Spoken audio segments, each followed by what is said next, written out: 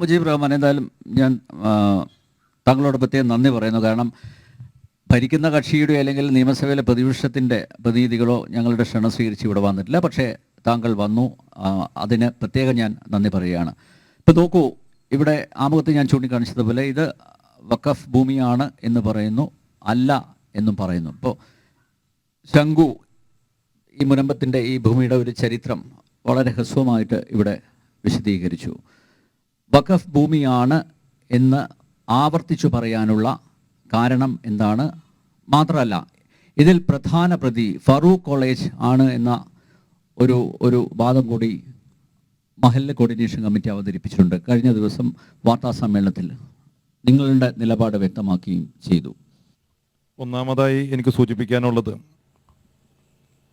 ഈ ചാനലിൻ്റെ ഈ പ്രോഗ്രാമിന് നേതൃത്വം കൊടുക്കുന്ന ആങ്കർ ഈ ചർച്ചയുമായി ബന്ധപ്പെട്ടുകൊണ്ട് ഈ ചർച്ചയ്ക്ക് തുടക്കം കുറിച്ചുകൊണ്ട് സൂചിപ്പിച്ച 2 വാചകങ്ങളുണ്ട്. അതിലൊന്ന് വഖഫ് ഭീകരതയ്ക്കെതിരെ, അതേപോലെ തന്നെ വഖഫ് അധിനിവേശത്തിനെതിരെ. ഭീകരത എന്ന് ഞാൻ പറഞ്ഞില്ല, അധിനിവേശം പറഞ്ഞു. ചാനൽ ചർച്ചകളിൽ സൂചിപ്പിക്കാറുണ്ട്. ഇപ്പോൾ സൂചിപ്പിച്ചത് അധിനിവേശത്തിനെതിരെ. അത് പ്രതിഷേധാർഹമാണ്. കാരണം മുസ്ലിം സമുദായത്തെ സംബന്ധിച്ചിടത്തോളം, ഒരു വ്യക്തിയെ സംബന്ധിച്ചിടത്തോളം ആ വ്യക്തിക്ക് 100 രൂപ അവൻ്റെ വരുമാനമുണ്ടെങ്കിൽ ആ വരുമാനത്തിൽ നിന്ന് 2.5% അവൻ സക്കാത്ത് കൊടുക്കണമെന്നുള്ള അവൻ്റെ നിർബന്ധമായിട്ടുള്ള ഒരു മത ചിട്ടയാണ്, മതത്തിൻ്റെ ഒരു നിയമമാണ്. അത് നിർബന്ധമാണ്, അത് ഔദാര്യമല്ല. എന്ന് പറഞ്ഞതുപോലെ തന്നെ വഖഫ് എന്നുള്ളത് മുസ്ലിം സമുദായത്തെ സംബന്ധിച്ചിടത്തോളം വളരെ പവിത്രമായ സക്കാത്ത് പോലെ തന്നെയുള്ള ഒരു സംവിധാനമാണ്.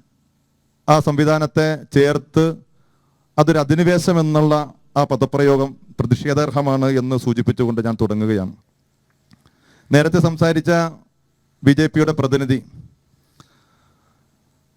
ഏതെങ്കിലും ഒരു പ്രദേശം വഖഫാണ് എന്ന് വഖഫ് ബോർഡ് അവകാശപ്പെടുന്ന ഒരു സാഹചര്യമുണ്ടായാൽ ആ പ്രദേശത്തേക്ക് കടന്നു ചെന്ന് ആ പ്രദേശം കൈവശപ്പെടുത്താനുള്ള അവകാശവും അധികാരവുമുണ്ട് എന്ന് പറയുന്നു. ഒരിക്കലും അത് ശരിയല്ല. ചിലപ്പോൾ അദ്ദേഹത്തിൻ്റെ തെറ്റിദ്ധാരണ കൊണ്ടാണോ അതല്ലെങ്കിൽ അദ്ദേഹത്തിൻ്റെ അതുമായി ബന്ധപ്പെട്ടുകൊണ്ടുള്ള ആശയക്കുഴപ്പമാണോ എന്ന് എനിക്കറിയില്ല. വഖഫ് അത്തരത്തിലുള്ള ഒരു അവകാശവാദവും ഒരു പ്രദേശത്തും നടത്തിയിട്ടില്ല. ഈ പ്രദേശത്തും വഖഫുമായി ബന്ധപ്പെട്ടുകൊണ്ട് നമുക്കറിയാം, കഴിഞ്ഞ നേരത്തെ സൂചിപ്പിച്ചതുപോലെ തന്നെ 40 ദിവസത്തോളമായി ഇവിടുത്തെ സാധാരണക്കാരായിട്ടുള്ള ജനങ്ങൾ സമരരംഗത്താണുള്ളത്.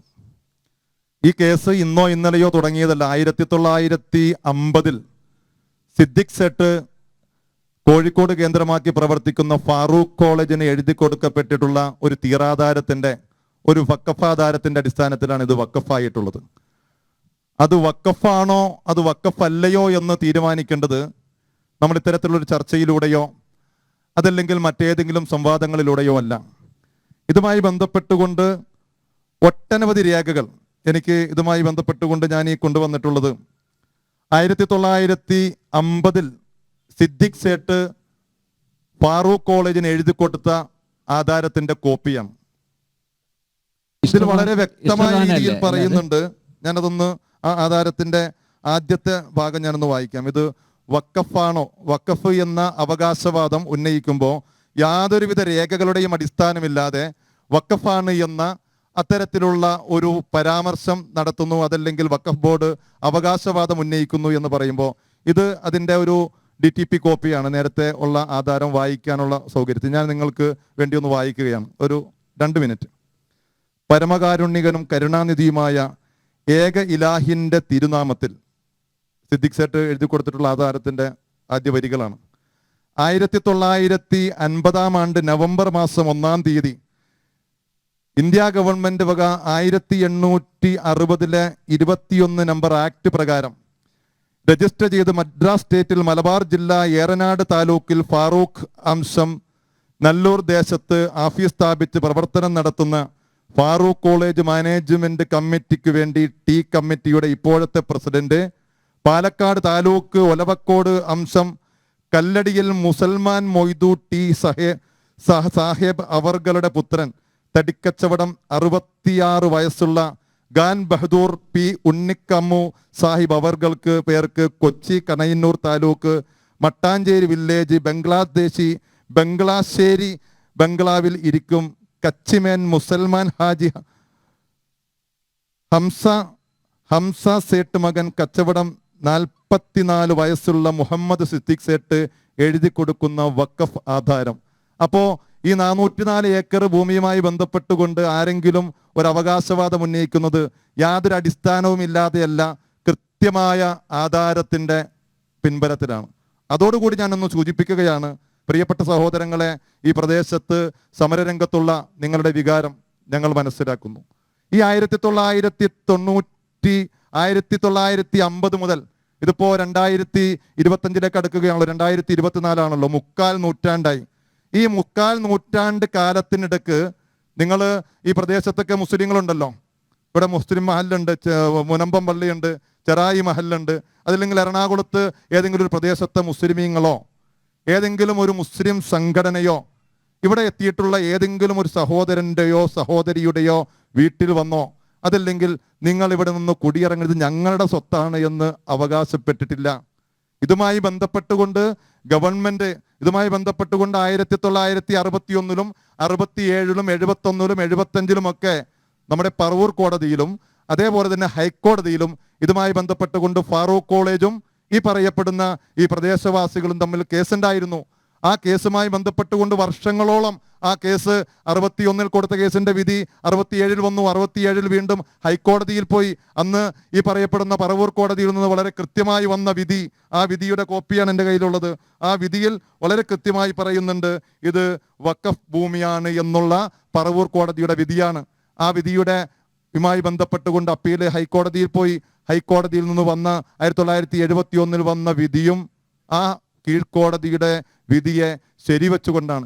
ഈ വിധികളും ഈ പറയപ്പെടുന്ന വാദപ്രതിവാദങ്ങളും ഒക്കെ നടക്കുമ്പോഴും ഇവിടെ ഒരു മുസ്ലിം ക്രിസ്ത്യൻ സംഘർഷമുണ്ടാകുന്ന രീതിയിലോ അതല്ലെങ്കിൽ ഏതെങ്കിലും രീതിയിലുള്ള ഒരു അവകാശവാദം ഉന്നയിച്ചുകൊണ്ടോ ഇവിടെ അത്തരത്തിലുള്ളൊരു സാഹചര്യം ഉണ്ടായിട്ടില്ല. പക്ഷെ ഇപ്പോൾ അത്തരത്തിലൊരു സാഹചര്യത്തിലേക്ക് ഈ വിഷയത്തെ കൊണ്ടുപോകുവാനുള്ള ആസൂത്രിതമായിട്ടുള്ള നീക്കങ്ങൾ നടക്കുന്നുണ്ട്. പ്രതിഷേധാർഹമാണ്. നമ്മുടെ നാട്ടിൽ ഒരു കാരണവശാലും ഉണ്ടാകാൻ പാടില്ലാത്തതാണ്. ഇതുമായി ബന്ധപ്പെട്ടുകൊണ്ട് നിങ്ങളുടെ മുന്നിൽ വന്നുകൊണ്ട് നിങ്ങൾക്ക് ഐക്യദാർഢ്യം പ്രഖ്യാപിക്കുന്നവർ, അത് ഞാൻ ഏതെങ്കിലും പാർട്ടിയെയോ നേതാക്കളെയോ സംഘടനകളെയോ പേരെടുത്ത് പറയാൻ ഞാൻ ഉദ്ദേശിക്കുന്നില്ല. ഈ വരുന്ന ആളുകളൊക്കെ നിങ്ങളോടുള്ള സ്നേഹം കൊണ്ടല്ല, നിങ്ങളെ മുൻനിർത്തിക്കൊണ്ട്, അതോടൊപ്പം തന്നെ സംഘടനകൾ മാത്രമല്ല, ഞാൻ ഇങ്ങോട്ട് വരുമ്പോൾ അവിടെ ഒട്ടനവധി റിസോർട്ടുകളുണ്ട്.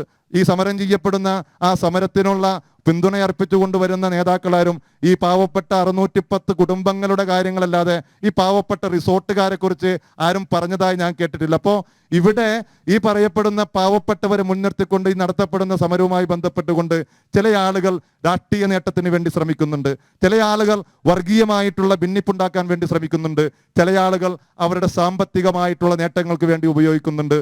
ഈ വിഷയം രമ്യമായി പരിഹരിക്കണം. ഇവിടെ ചതിക്കപ്പെട്ടിട്ടുള്ളവരാണ് നിങ്ങൾ. ഇവിടെ നിങ്ങളെ ചതിച്ചിട്ടുള്ളത് കോഴിക്കോടുള്ള ഫാറൂഖ് കോളേജാണ്. ആ ഫാറൂഖ് കോളേജിന്റെ അധികൃതർക്ക് കൃത്യമായി ബോധ്യമുണ്ട്.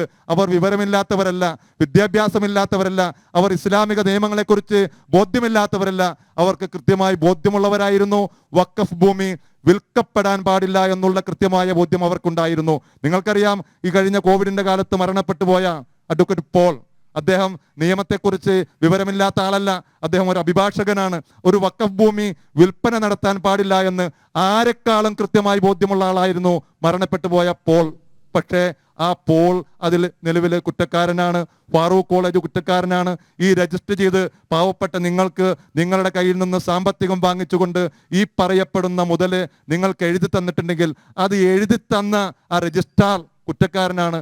ആയതുകൊണ്ട് തന്നെ ഫാറൂഖ് കോളേജിനെതിരെ, നിങ്ങളെ ഈ പറയപ്പെടുന്ന ചതിയിൽപ്പെടുത്തിയ ഫാറൂഖ് കോളേജിനെതിരെ നിങ്ങൾ നിയമ നടപടിക്ക് പോകണമെന്നാണ് എനിക്ക് പറയാനുള്ളത്.